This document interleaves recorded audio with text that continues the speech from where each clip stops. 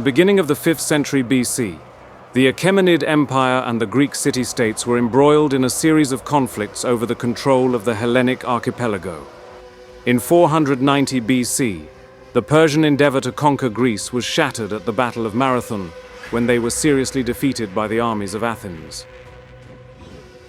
However, the Achaemenid expansionist desire was far from quenched. 10 years later, in 480 BC, Persian Emperor Xerxes I gathered a vast force of 250,000 men and a massive fleet of 1,200 ships, and began preparations for an invasion of Greece. The Hellenic city-states, otherwise prone to quarreling with each other, had resorted to forming an alliance to face the Achaemenid threat. The cities of Sparta and Athens led the coalition, in charge of directing the land armies and the joint fleet respectively. Considering the route that Xerxes would have to follow to enter mainland Greece, the Hellenic alliance decided on a double standoff.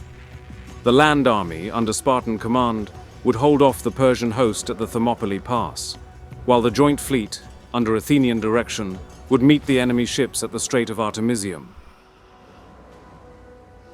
However, when the time to march to war arrived, Sparta was celebrating both the religious festivity of the Carneia and the Olympic Games. These occasions forbade the Spartans to go to war, but the gravity of the occasion allowed the Laconians to make an exception. King Leonidas of Sparta assembled an elite force of 300 hippes, the elite royal guard, and marched out of the city, towards the chosen site of battle.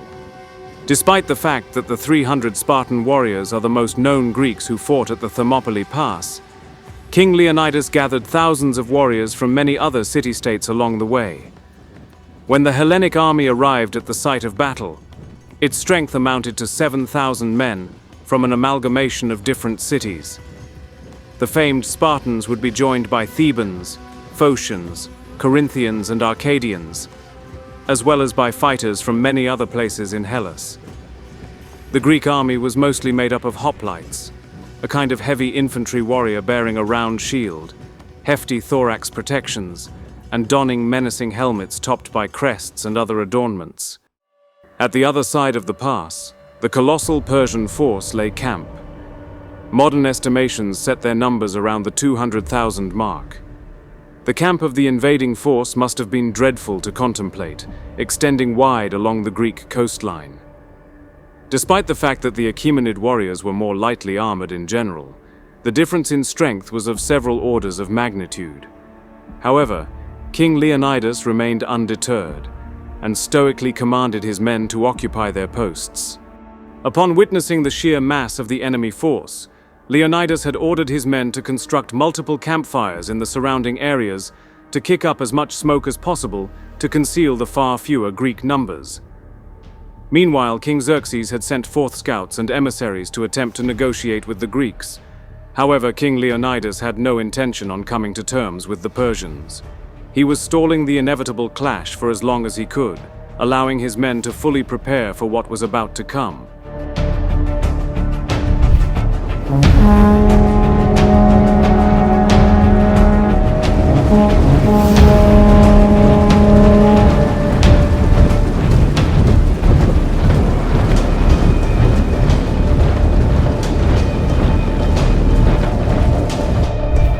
The first Achaemenid wave consisted of 10,000 soldiers, most of them lightly armored infantry, though there was no shortage of archers either.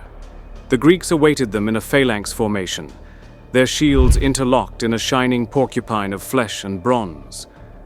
As the Persians closed in, heavy fighting unleashed. From behind the infantry, the Achaemenid archers released volley after volley of arrows, spraying the Hellenic line with their deadly projectiles.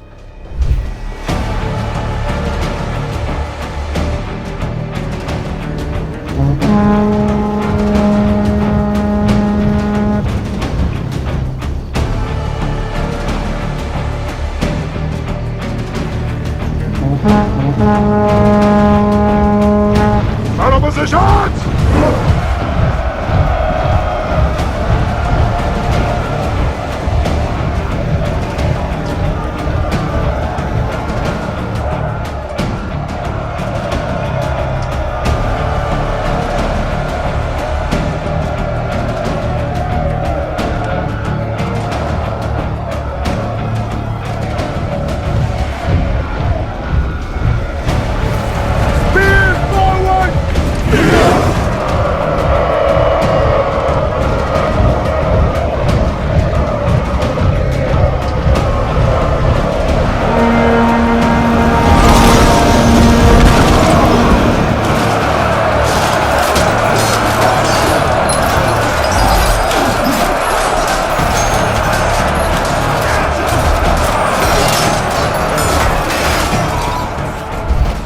spite of the incessant pressure of their foe, the Greeks held their line stoically.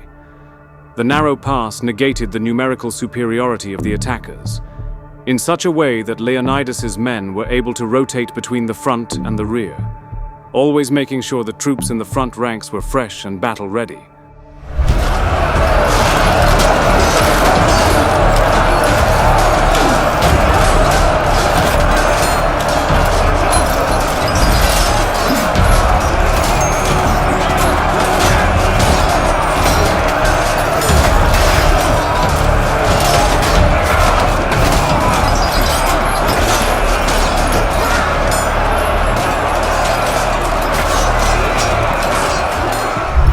Persian archers loosed arrows overhead into the advancing Spartan lines.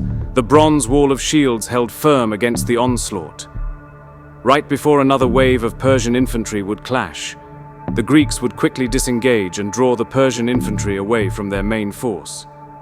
Isolated and in a head-on fight, the light Persian infantry were being massacred against the far superior and heavily armored Spartan hoplites. They were simply no match in a head-on engagement against the vast sea of bronze-armored warriors who fought for the very freedom of their homeland and livelihoods. No matter how heavy the push, the Greek phalanx held the line, and the waves of attacking Persians eventually desisted. Considering the failure of this first assault, King Xerxes decided that he should soften up the enemy before assailing them again. Therefore, an ample force of Achaemenid archers were sent to harass the static defenders. Thousands of arrows filled the air, raining over the hoplites, who entrusted themselves to their hefty shields.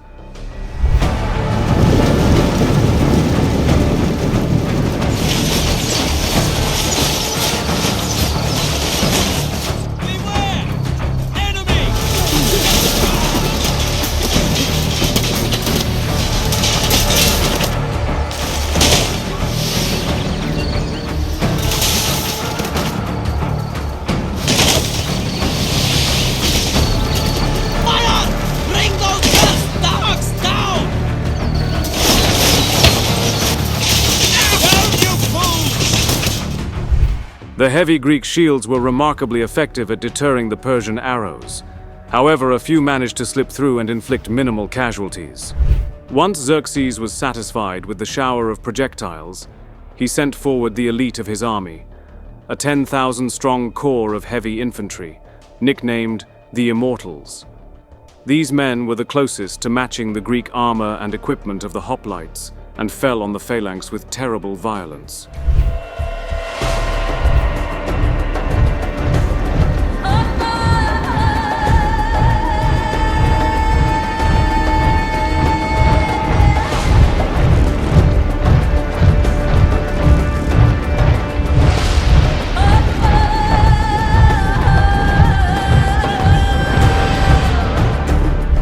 Under the push of the elite enemy infantry, Leonidas resorted to a deceitful strategy to win the day.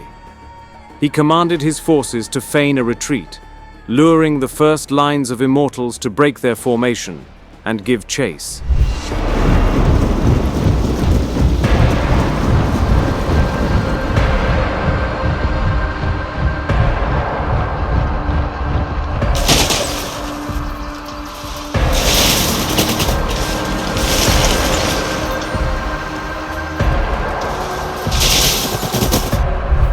Then, the Hellenic hoplites regrouped and reformed the line, meeting the dispersed Persians in a cohesive formation. Leonidas continued to rotate his soldiers, preventing them from fatiguing and ultimately losing their full fighting effectiveness. The Persian Immortals, however, were better trained, armed and skilled than their previous comrades, and were putting up a much tougher fight against their Greek foes.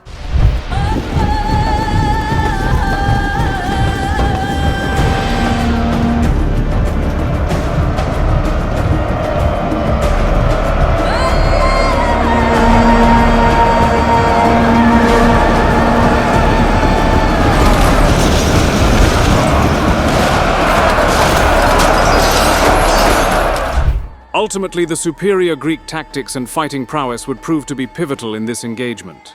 The result was so devastating that the Immortals retreated, and King Xerxes called off the attack for the day. The Persians had suffered heavy casualties, whilst the Greeks, in contrast, had suffered minor casualties and were now more confident than ever in their defensive position, having already held back multiple Persian attacks throughout the day. On the second day, King Xerxes once more commanded the assault on the pass, expecting the enemy to be too exhausted or wounded to hold. The assaulting Persian infantry was met by the other Greek soldiers.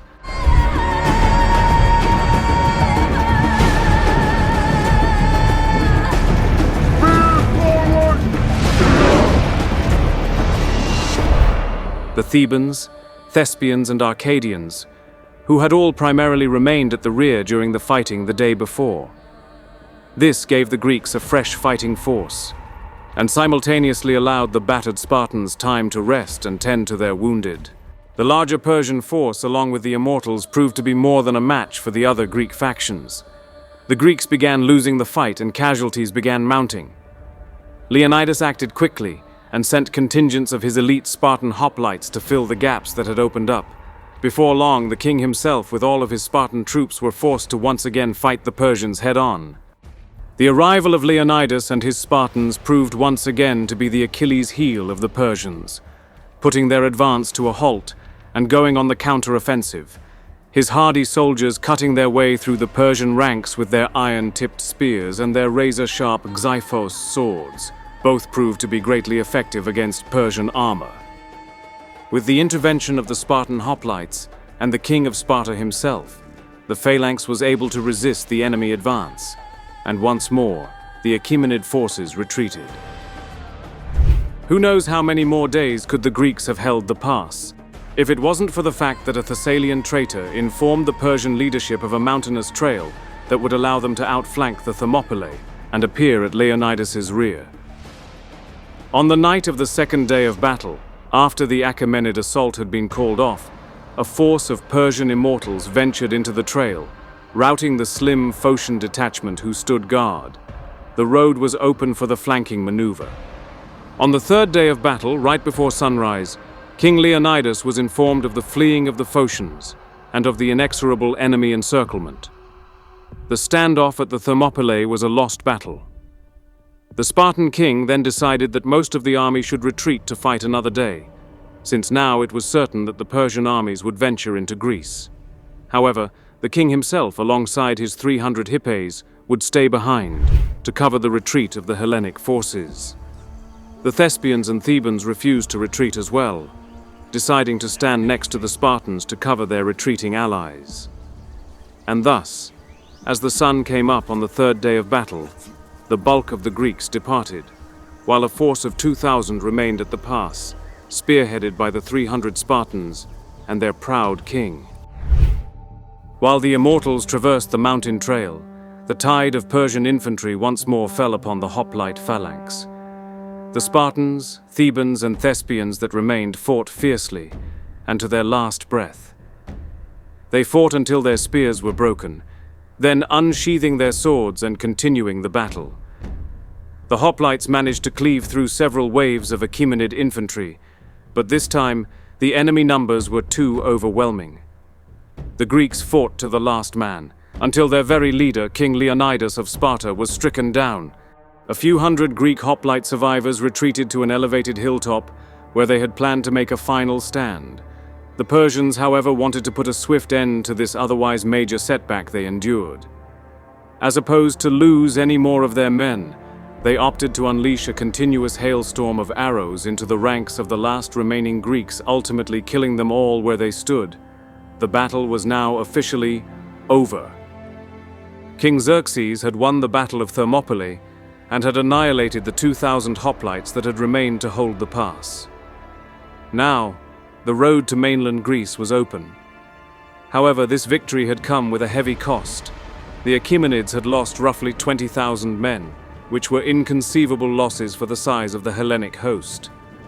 Anyhow, after the defeat at Thermopylae, the Greek fleet at Artemisium retired, and King Xerxes plunged into Hellas. However, his forces would be soundly defeated at the later battles of Salamis and Plateau, putting an end to the Persian aims of conquest in the archipelago. On the other hand, The stoic last stand of King Leonidas and his 300 Spartans is remembered as the noble sacrifice that allowed the Greek counterattack, and would go down in history as an example of selflessness and bravery. Even till this very day, tales and stories are retold of the heroic events that occurred on the plains of Thermopylae,